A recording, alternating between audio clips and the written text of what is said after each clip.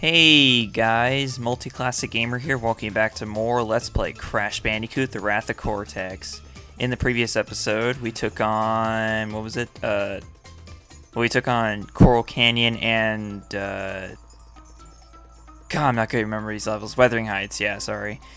In this episode, we're going to be taking on the boss of Lolo's what am I saying? Lolo's, God, my mind is going blank tonight. It's just, this is what I get for recording at 9 o'clock. Anyways, to take on atmosphere pressure. God. I think I recorded this at the same exact time 2 nights ago. Hey, look! The orange boy likes to fly! Time to earn your wings, kid. Okay, Crunch. I already did that in Tornado Alley, but whatever.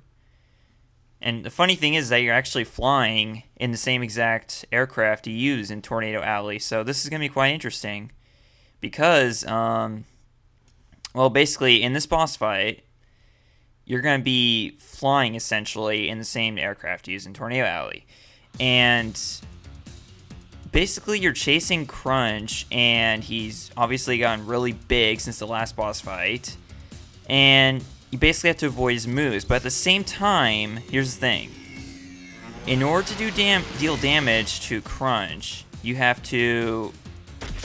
I don't know how to explain it. So you basically have to shoot him in wherever... Basically, you have to shoot the source of his attacks, basically. It's kind of hard to explain. Like here, when he does this attack, you're supposed to shoot his hand that the beam is coming out of. I mean, like, there's always places to hit whenever he's doing an attack, but yeah, that's basically when he's weak. And here, in this attack's very annoying, because I don't know how to avoid it. I hate that move, because it's really hard to avoid. And this one right here, this one's really easy. You just shoot his hand, that's holding the beam, then you watch out for the beam as he throws it. Just like that. And then here is when you just shoot his face. It's pretty much all there is to it, you know. I could never understand this boss fight, but it's a pretty fun boss fight, nonetheless. You know, it's a pretty good concept to say you have to destroy what the source of the attacks are, basically. Okay. Yeah, this move, I hate that. I hate this move so much. You know, it may look like right now I'm really good at dodging it, but if you see me play this game at other times, it's a totally different story. I suck at avoiding that move in general, usually. Because even though there is a way to indicate where you're supposed to, like where the safe zone for that attack is, I still could never get it. Like, because you can't, like, it sort of shows you where the safe point of the attack is, but it's still hard to see. Like, here, watch. Like, you may have saw right there. Yeah, see, I was just a little off there, so you can just, like, it shows you a smaller version of, I don't even know how to explain that, but, yeah, it's just, I don't know. I'm not gonna take any more time to try to explain that, you know, you get the idea, it's just hard to avoid that attack, but, other than that, this is a pretty easy boss fight. Of course, to say that yet, I had a lot of trouble with this, like, early on in my childhood, but not anymore. It's really easy now. So, I don't know, it seems like this boss fight takes forever, but it really doesn't, you know? It just doesn't. Just hit him as many times as you can, there you go, and it'll be gone. Wow, that was horrible there, that was awful. Usually get fairly close to the safe zone, but there I didn't even come close there. Alright, we're almost there. You may notice also that as he comes closer to dying, he starts to shorten his attacks, and that's one thing I always found kind of odd about this boss fight too. But let's just kill him so we don't have to deal with this anymore. Especially this move right here. God, I hate this move so much. See, right there, I was so close. Oh my god, I hate that move. But there we go, he's dead. And with that, we get the Fruit Bazooka. To fire a fruit at a target, hold the L button to raise the gun, aim with control pad or control stick, then press the B to fire. And there you have it, everyone. That's the move I was talking about. That would make you less powerless against those nitro crates. So now, with help of this attack, we can now destroy the nitro crates obviously without destroying ourselves. And with that, let's see what Dr. Cortex and Uka Uka have to say about that. Wait, they don't? Wait, what? They don't have anything to say about that? What? Oh. Okay, well, apparently I forgot that there's no cutscene for being Lolo's warp room. I did not know that up until now. Wow, that was kind of odd. I'm so used to seeing a cutscene in between warp rooms, but whatever. Okay, so here it is. This, my friends, is supposedly the final warp room of the game, because right here is the final boss of the game. So obviously, logic would say that this is the final warp room of the game. And we'll get into that later on. But for now, we got 5 more levels left. So let's make the best of them. So we got 21 through 25 here. And again, these are supposedly the last levels of the game. So you might want to expect the worst, basically, in these levels. So here we go, everyone. First one, crash and burn. So in we go. So no elemental mass to talk to. Oh. Well, here we are again. I wouldn't necessarily call this irony, but don't you find it a little odd that we keep meeting under these same world domination circumstances? Why not just give up? And let me win for once! Don't worry, Dr. Cortex. Now that my elemental powers have reached maximum capacity, this little geek is gonna wish he was never created. So yeah, apparently, since there are no more elemental masks left, you defeated all of them. Now, Dr. Cortex and Crunch are the only ones left who are going to be talking to you in these cutscenes in between every other level. So yeah, that's something you have to get used to as you go through the final warp room of the game. But here it is, everyone. This is a pretty tough level, as you can probably guess, you know. But, oh, one more thing, okay? This is something I've been neglecting to do for the past 3 episodes. Here it is. I'm finally going to demonstrate the spinning death tornado. Here it is. That's it. That's what it is, okay?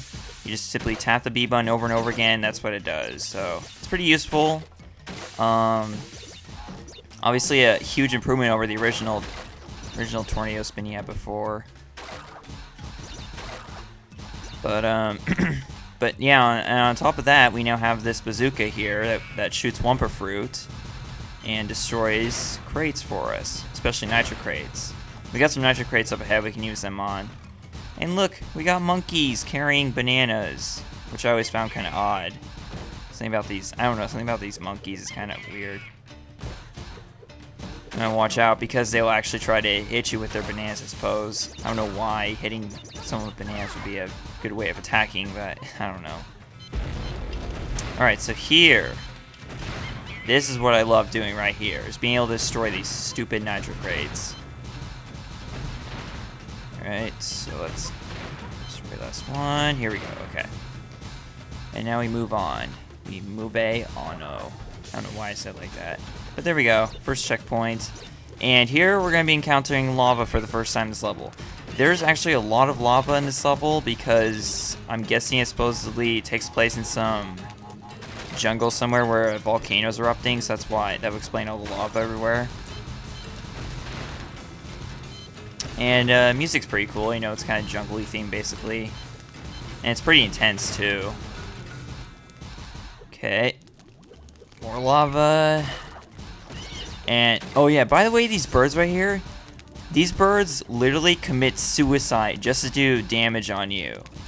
Not even kidding. I don't know what is up with that, with all these enemies that commit suicide just to kill you. It really doesn't make any sense to me. It never did, never will.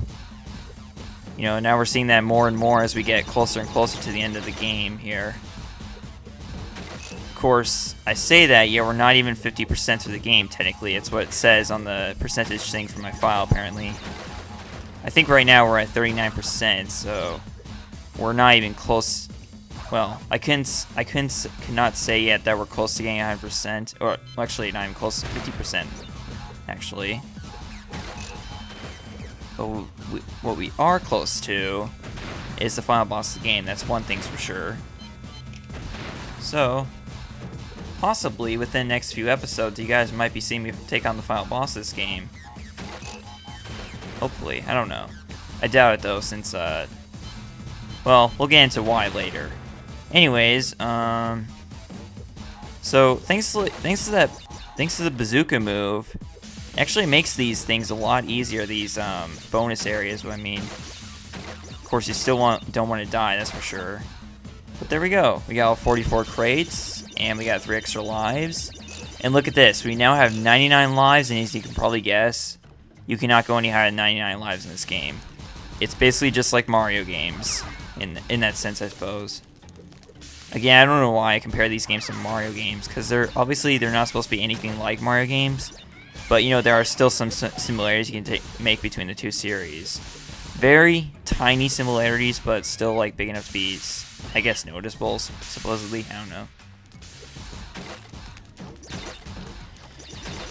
And, obviously, more crates right here. Yeah, it's not really much to say about this level besides the fact that it's not that bad. It's fairly easy, to be honest. Now watch me say that and die within the next like few seconds or so. I wouldn't be surprised if that actually happens, because you know me, Mr. MCG. Mr. Always get jinxed by saying stuff too soon. I suppose. I don't know. It's usually what brings upon the LP curse whenever you say things like too soon. Like, if you think you're going to win something, then you say you're going to win it, and then you lose it. It's just one of those things that happens. I'm pretty sure I already made a good explanation on the LP curse in several of my videos. And I also mentioned it a few times in, like, some multiplayer madness videos on Unite Replay, I suppose. I don't know. Speaking of Unite Replay, my friends always, like, try to, I don't know, pressure me to... Well, I shouldn't say all my friends, mostly just one of them. It's usually at least one of them are pressuring me into like mention them every now and then, mention Unite We Play every now and then in my channel, but yeah. I always do it like just casually whenever I want to. Right here is the secret platform, takes you to the secret area. We're not going to be taking that, obviously. I already mentioned this before. Obviously, to get that one to appear, you just have to get up to that point level without dying. Obviously, if I could do that in the normal run, I suppose, then we could probably do it the next time we go through this level as well. Alright, so at this point, we are coming fairly close to the end of the level. So you're going to start to see more of these annoying enemies and some meteors, too. I mean, these small... What are these things anyways? Small vents or whatever that shoot out balls of molten rock, I suppose. So it'd be your best... It would be in your best interest to avoid those, obviously, if you don't want to get hurt. It's something you always want to avoid in Crash Bandicoot games. In fact, in every video game for that matter. And here we go, the Power Crystal. It's hard to believe we've already got only 4 Power Crystals left. And there we go. Thanks to this Bazooka ability, we now have actually a way easier way of getting all the crates now in each level. So thank the stars for that. And with that, everyone, on that note, we're going to end things off here. So, next time on Let's Play Crash Bandicoot The Wrath of Cortex, we're going to take on the Gold Rush. By the way, the Gold Rush is possibly my favorite level of the game. Like, in some ways, and also in other ways, it's one of my least favorite levels. But we'll get into that in the next episode. And we'll also be taking on Medieval Madness. So see you guys then. MCG signing out. Bye.